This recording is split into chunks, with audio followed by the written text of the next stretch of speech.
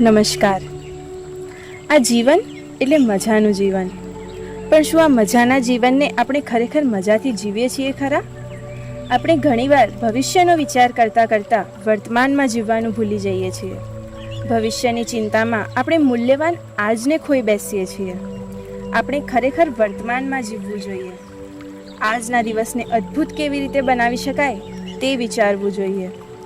રોજ થતું પરોઢ એક નવું વર્તમાન લઈને આપણી સામે આવે છે. કાલે શું થાય કોને ખબર, અને તેથી જ વર્તમાનને જીવતા અને સ્વીકારતા આપણે શીખી લેવું જોઈએ. જીવનમાં મળેલા ઘણા લોકો આપણા માટે ખૂબ જ ખાસ હોય છે, અને તેમાંથી ઘણા તો આપણાને આપણા જીવથી પણ વહાલા હોય છે. આ સ્વજનો સાથે જીવનની દરેક પળો માણી લઈએ. જીવન અને મરણ એ સનાતન સત્ય છે, અને તેથી જ જિંદગીની એ સફરને જીવવી અને જીરવવી જોઈએ. તો ચાલો આજે આવી જ મારી નવી સ્વરચિત રચના જી લે જિંદગી આપણે માણીએ. યહીં વો પલ હૈ जिसे जी ले तू, यहीं वो आज है जिसे जी ले तू, मिली है जिंदगी जिसे जी ले तू, न जाने कब छूटे जिंदगी जी ले तू. पैदा होते ही अपनों ने गले लगाया और अंत में अपनों को ही छोड़ गया.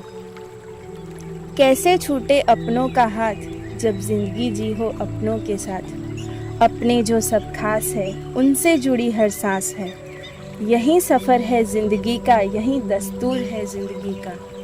यही वो पल है जिसे जी ले तू, यही वो आज है जिसे जी ले तू. તો આ હતી મારી આજની સ્વરચિત રચના.